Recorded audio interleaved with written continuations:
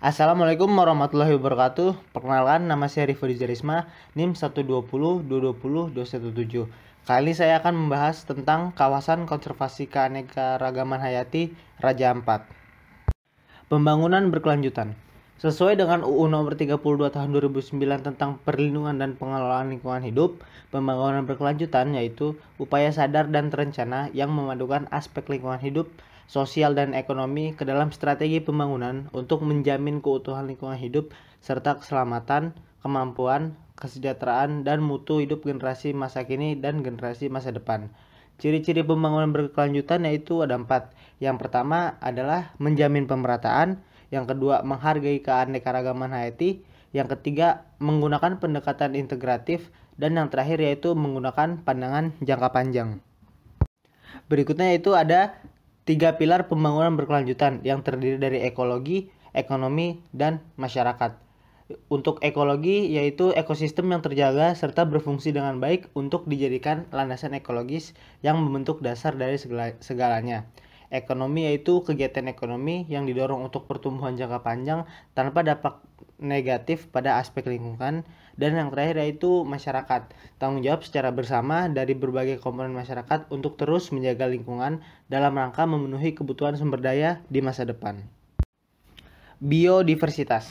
Definisi dari biodiversitas adalah semua kehidupan di atas bumi, baik itu tumbuhan, hewan, jamur, bahkan mikroorganisme, serta berbagai materi genetik yang dikandung dan keanekaragaman sistem ekologi di mana mereka hidup. Biodiversitas dapat digolongkan menjadi 3 tingkatan. Yang pertama yaitu biodiversitas pada tingkat gen. Keanekaragaman pada tingkat gen ini disebabkan oleh terdapat variasi gen atau struktur gen dalam suatu spesies makhluk hidup yang merupakan faktor dari pembawa sifat keturunan. Yang kedua itu biodiversitas pada tingkat spesies. Keanekaragaman tingkat spesies ini bisa dilihat dari banyaknya variasi spesies yang ada di bumi. Dan yang terakhir yaitu tingkat biodiversitas pada tingkat ekosistem. Keanekaragaman ini diakibatkan oleh perbedaan letak geografis, sehingga terjadi perbedaan iklim yang berpengaruh pada perbedaan suhu, curah hujan, intensitas cahaya matahari yang berdampak pada perbedaan ekosistem itu sendiri. Selanjutnya adalah kawasan strategis dari sudut pandang kepentingan lingkungan. Kawasan strategis ini ditetapkan dengan berbagai kriteria sebagai berikut. Yang pertama yaitu merupakan tempat perlindungan keanekaragaman hayati. Yang kedua merupakan aset nasional berupa kawasan lindung yang ditetapkan bagi perlindungan ekosistem, flora dan fauna yang hampir punah atau diperkirakan akan punah yang harus terus dilindungi atau dilestarikan. Yang ketiga yaitu memberikan perlindungan keseimbangan tata guna air yang setiap tahun berpeluang menimbulkan kerugian negara. Yang keempat, memberikan perlindungan terhadap keseimbangan iklim makro. Yang kelima yaitu menuntut prioritas tinggi peningkatan kualitas lingkungan hidup. Dan yang terakhir itu rawan bencana alam nasional atau sangat menentukan dalam perubahan zona alam dan mempunyai dampak luas terhadap kelangsungan hidup. Berikutnya kita masuk ke dalam studi kasus, yaitu perencanaan kawasan konservasi keanekaragaman hayati Raja Ampat. Kawasan konservasi keanekaragaman hayati Raja Ampat ditetapkan sebagai kawasan strategis nasional melalui Peraturan Pemerintah Nomor 13 Tahun 2017 tentang Rencana Tata Ruang Wilayah Nasional atau RTRWN berdasarkan sudut kepentingan fungsi dan daya dukung lingkungan hidup. Urgensi dari penetapan kawasan K3H Raja Ampat karena tingginya potensi bencana di kawasan dan kurangnya pengendalian permukiman.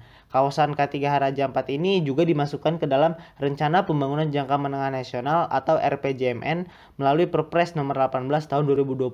Selain itu, K3H Raja Ampat juga ditetapkan sebagai destinasi wisata super prioritas. Gambaran umum dari kawasan konservasi Raja Ampat. Kawasan ini merupakan kepulauan yang terdiri dari banyak sekali pulau karang dan tersebar luas di seluruh wilayahnya. Namun demikian, Raja Ampat memiliki 4 pulau utama yang paling besar, yaitu Pulau Waigeo, Pulau Batanta, Pulau Salawati, dan Pulau Misol. 4 pulau besar inilah yang menjadi titik awal penyebaran seluruh penduduk Raja Ampat yang sebagian besar berprofesi sebagai nelayan.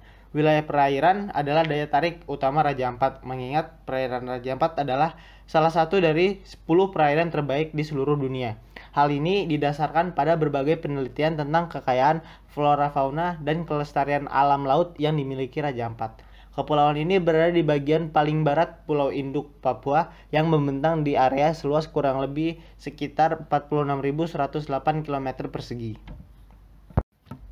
Keanekaragaman hayati dan potensi wisata Raja Ampat. Untuk flora di Kepulauan Raja Ampat dan sekitarnya itu masuk ke dalam kawasan segitiga karang dunia yang memiliki ciri-ciri adanya 500 lebih jenis karang. Fauna di Kepulauan Raja Ampat sendiri memiliki keanekaragaman biota laut. Terdapat 5 biota laut yang masuk status perlindungan oleh Menteri Kelautan dan Perikanan. Di antaranya adalah parimanta, bambu laut, hiu paus, dan Napoleon. Untuk potensi wisatanya sendiri, Kepulauan Raja Ampat menjadi salah satu destinasi wisata laut kelas internasional. Berbagai turis domestik maupun internasional mendatangi Raja Ampat untuk tujuan menikmati keindahan bawah lautnya, seperti menyelam, snorkeling, dan lain sebagainya. Selain itu, terdapat banyak resort yang menunjang kegiatan pariwisata untuk para turis yang mengunjungi Raja Ampat. Berdasarkan rancangan peraturan presiden tentang kawasan konservasi keanekaragaman hayati Raja Ampat, terdapat 2 tujuan perencanaan kawasan tersebut. Yang pertama yaitu pelestarian K3H sebagai jantung segitiga terumbu karang dan nursery ground perikanan dunia, dengan 3 kebijakannya yaitu pemertahanan kawasan keanekaragaman hayati, pelestarian ekosistem penting perairan laut dan darat, dan yang terakhir yaitu pengembangan pusat pelayanan kegiatan konservasi keanekaragaman hayati. Tujuan yang kedua yaitu pengembangan pariwisata berskala internasional dan perikanan sebagai ekonomi unggulan untuk kesejahteraan masyarakat, dengan 3 kebijakan juga yang terdiri dari pengembangan kawasan pariwisata bahari dan budaya masyarakat asli Papua, pengembangan kawasan perikanan tangkap dan budidaya secara berkelanjutan, yang terakhir yaitu pengendalian kawasan perikanan budidaya yang dapat merusak keanekaragaman hayati dan ekosistem. Terdapat beberapa masalah yang ditemukan di kawasan konservasi Raja Ampat. Yang pertama yaitu ditemukan kerusakan pada terumbu karang yang diduga karena adanya penangkapan ikan menggunakan bom dan potasium. Selain itu, rusaknya terumbu karang juga diakibatkan oleh aktivitas pariwisata seperti wisatawan yang menginjak karang, jangkar kapal, dan kapal yang tersangkut di terumbu karang. Yang ketiga yaitu pengambilan biota laut yang masuk status dilindungi. Yang keempat, penanganan limbah yang kurang maksimal, efek dari pembangunan infrastruktur pendukung kawasan pariwisata. Dan yang terakhir yaitu energi listrik yang masih terbatas sehingga mengganggu kegiatan perekonomian masyarakat. Potensi ekonomi berbasis wisata dari biodiversitas yang ada di Raja Ampat harus dijaga agar dapat dimaksimalkan oleh masyarakat sekitarnya. Berdasarkan dari permasalahan yang sudah disebutkan tadi, usulan kebijakan yang bisa dilaksanakan adalah yaitu pemantauan langsung oleh pemerintah dan pemaksimalan berbagai dokumen peraturan rencana tata ruang kawasan, sehingga kelestarian alam di Raja Ampat bisa terus terjaga. Mungkin cukup sekian yang bisa saya sampaikan, kurang lebihnya mohon maaf. Wabillahi taufik wal hidayah. Assalamualaikum warahmatullahi wabarakatuh.